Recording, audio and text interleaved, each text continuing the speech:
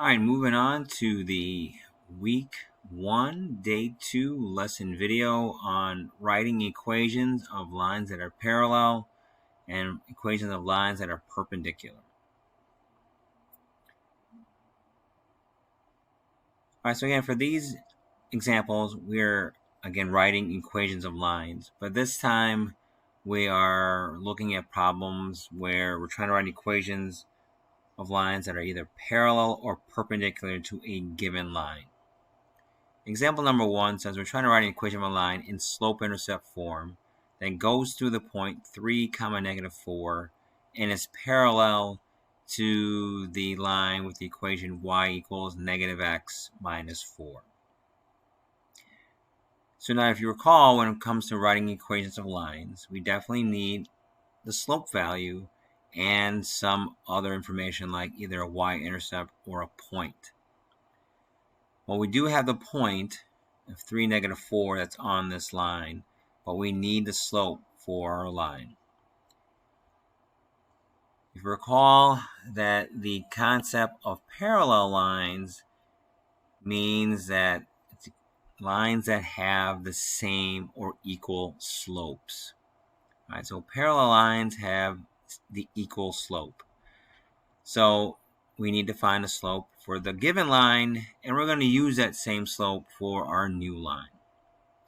Well, recognizing the equation of the line is written in slope-intercept form, we know that the slope of the given line is equal to -1. All right, again, because it's written in y equals mx plus b form, identifying the slope of -1 was pretty quick. So now that we have our slope, we're going to use again the same slope for our new line because we want lines that are parallel. So now that we have our slope and we have our point, we're going to go ahead and use point-slope form to write the equation of our line. So again, using point-slope, we're going to plug -1 in for our slope value and our ordered pair in the respective places in point-slope. We're going to distribute to simplify the right side to get it in slope-intercept form. Y equals -1x minus 1. Okay, we're going to go on example number 2. Again, we're given the point 5, -4. Again, the key word here is parallel.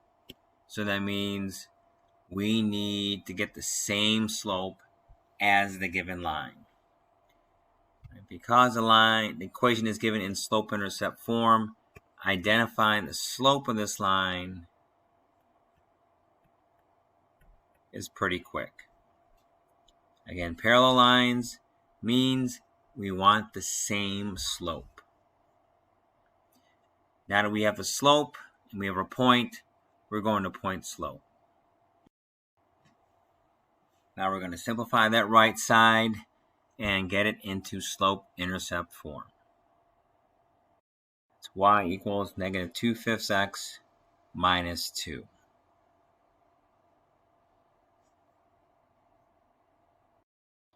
Now let's see what you can do here with example number 3. We want to write an equation of a line in slope-intercept form that goes to the point -4, 2 and is parallel to the line that has the equation y equals 7x minus 2.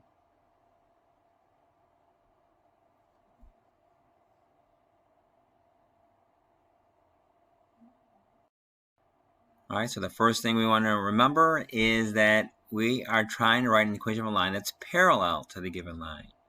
Again, parallel means we want the same slope. The slope of the given line is 7. So we're going to use that slope and the given point to start off with point-slope form. Now that we have point-slope form, we're going to go ahead and simplify the right side. So you should have gotten an equation y equals 7x plus 30, where again the slope is 7 and the y-intercept is at 30.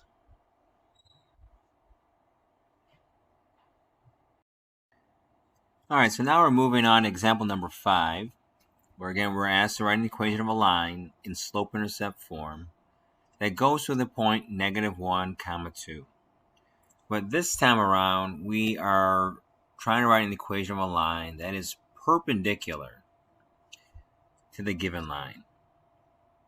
So I'm going to remind you that when it comes to lines that are perpendicular, the slopes are opposite, meaning one's positive, the other one's negative, and reciprocal. When it comes to fractions, reciprocal means flipping the fraction. So we notice that the equation of a line that's given is in slope-intercept form, and that the slope of the line is 1/7.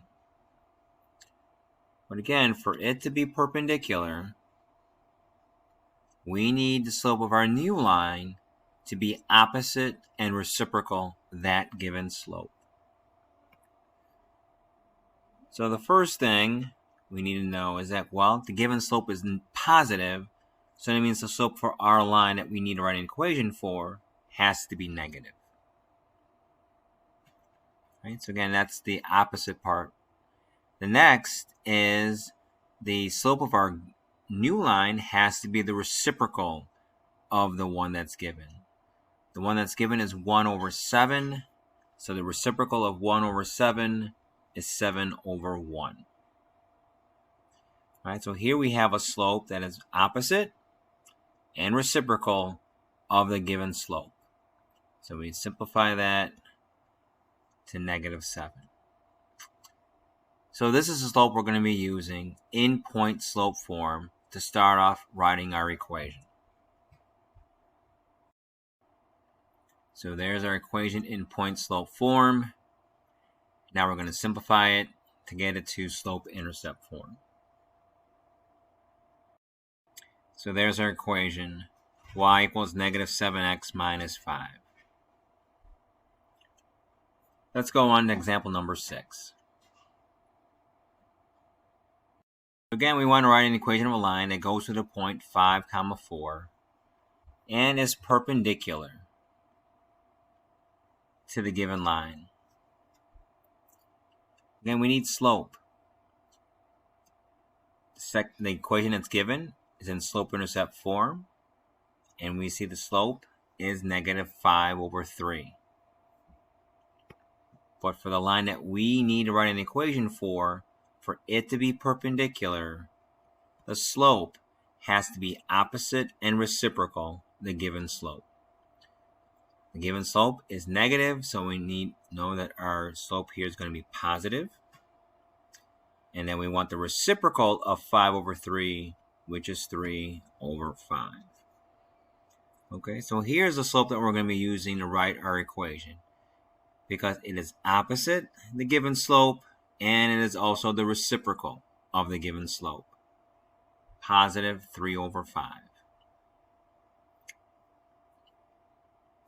All right, so we're going to use this slope and the given point to start off writing an equation in point slope form, and then we're going to move that into slope-intercept. There we go. Y equals 3/5 x plus 1.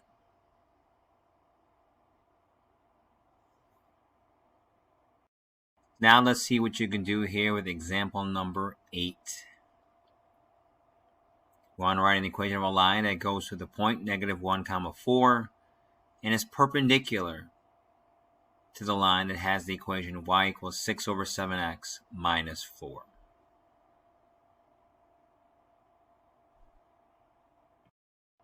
Again, because it's perpendicular, we need our slope for our new line to be opposite and reciprocal.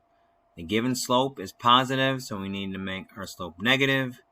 The given slope is 6/7, so we're going to make ours 7/6. Again, because it's perpendicular, the slopes have to be opposite reciprocals. Now that we have our slope and our given point, let's write an equation of our line in point slope form. So plugging in our slope and our point in point slope form, And then simplifying that right side, had to do some work with some fractions here and whole numbers. We get our equation to y equals negative 7 over 6x plus 17 over 6. All right, that's it for this lesson. Let's go ahead and move on to the next lesson for day 2.